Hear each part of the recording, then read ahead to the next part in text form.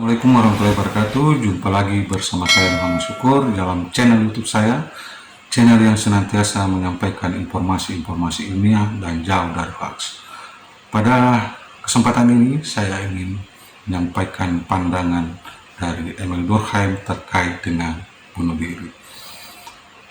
Dalam teori bunuh diri Durkheim diuraikan secara panjang lebar dalam bukunya yang berjudul Suicide. Di buku Suicide itu, Durkheim mengungkapkan 4 tipologi bunuh diri, 4 ciri orang yang melakukan bunuh diri, 4 tipe. Tipe yang pertama adalah bunuh diri egoistik. Bunuh diri egoistik itu adalah bunuh diri yang disebabkan karena kurang terintegrasinya seseorang atau individu dalam kehidupan masyarakat. Individu itu merasa bahwa dia bukan bagian dari masyarakat dan masyarakat bukan bagian dari individu. Jadi seseorang yang merasa bahwa di keluarganya tidak dihargai, di masyarakat tidak diregen, dia memiliki kecenderungan untuk memiliki sifat egoistik. Kenapa? Karena dia kurang terintegrasi, kurang menyatu, kurang harmoni hubungannya dengan keluarganya, kurang harmoni hubungannya dengan masyarakat, sehingga dia merasa bahwa hidupnya sebatang kara, hidupnya seolah-olah tidak terikat dengan keluarganya, tidak terikat dengan masyarakatnya. Nah, jadi dirinya saja yang dihitung. Ketika dia mengalami problem-problem di dalam kehidupannya, maka orang seperti ini bisa saja melakukan bunuh diri. Dan ketika mereka melakukan perilaku bunuh diri, inilah yang disebut oleh Emil Durkheim sebagai bunuh diri egoistik. Bunuh diri egoistik itu adalah bunuh diri yang disebabkan karena kurang terintegrasinya atau tidak terintegrasinya seseorang di dalam kehidupan bermasyarakat, di dalam kehidupan keluarga, dan di mana saja di dalam ranah kehidupan ini. Itu tipe yang pertama. Tipe yang kedua bunuh diri adalah bunuh diri altruistik. Bunuh diri altruistik ini disebabkan karena rasa integrasi, rasa penyatuan yang terlalu kuat, terlalu tinggi. Jadi, rasa penyatuan, rasa cinta yang terlalu berlebih, rasa cinta yang terlalu kuat, itu dapat mengantarkan seseorang bunuh diri. Ingat cerita Romeo dan Juliet, karena saking cintanya kedua pasangan ini sehingga ketika meninggal salah satunya, maka yang satunya melakukan perilaku bunuh diri. Nah, ini juga bisa kita lihat dari perilaku tentara-tentara Jepang yang melakukan kamikaze, melakukan harakiri di dalam Perang Dunia Kedua. Kenapa mereka melakukan harakiri, bunuh diri?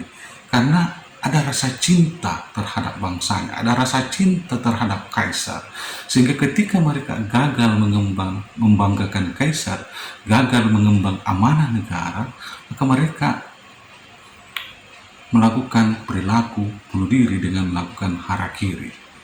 Karena cinta yang berlebih terhadap kaisar, cinta yang berlebih terhadap negaranya, sehingga ketika mereka gagal memberikan yang terbaik terhadap negaranya, gagal memberikan yang terbaik terhadap kaisar, maka mereka melakukan perilaku bunuh diri. Ini tipe bunuh diri yang kedua, tipe bunuh diri altruistik. Yang ketiga adalah tipe bunuh diri anomik. Tipe bunuh diri anomik ini disebabkan karena regulasi yang ada, di mana regulasi atau aturan-aturan, norma-norma, adat istiadat yang lama tidak lagi begitu mengikat masyarakat, sudah bersifat longgar terhadap masyarakat. Di sisi lain, norma-norma baru, aturan-aturan baru, regulasi-regulasi yang baru belum begitu berfungsi dengan baik, sehingga orang menjadi bingung mau ikut aturan lama. Sudah banyak ketinggalan, sudah tidak terlalu mengikat lagi masyarakat. Mau ikut aturan baru, belum terlalu memiliki fungsi-fungsi di dalam kehidupan masyarakat, sehingga orang kehilangan pegangan. Terjadilah misalnya perilaku bunuh diri.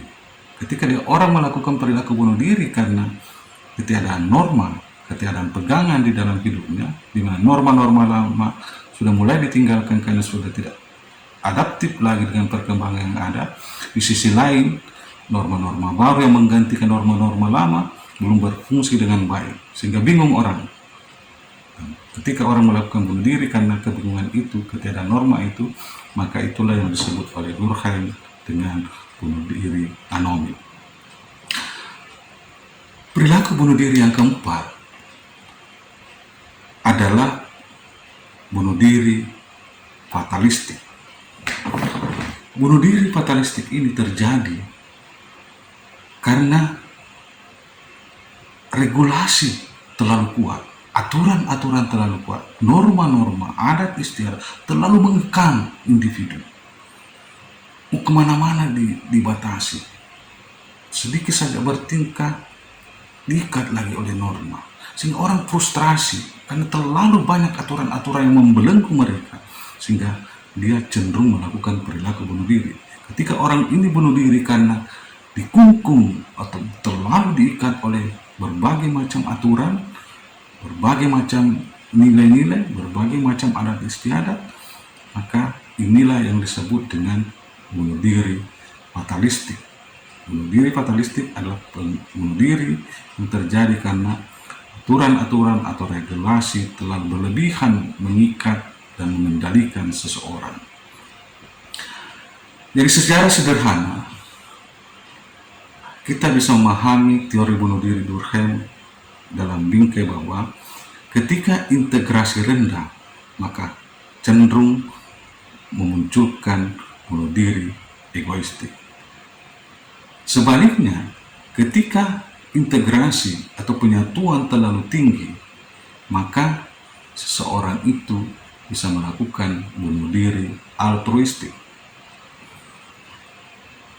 Di sisi lain, ketika regulasi, aturan, nilai, norma, undang-undangan begitu rendah daya ikatnya di masyarakat, maka itu bisa menyebabkan perilaku bunuh diri yang disebut dengan anomik.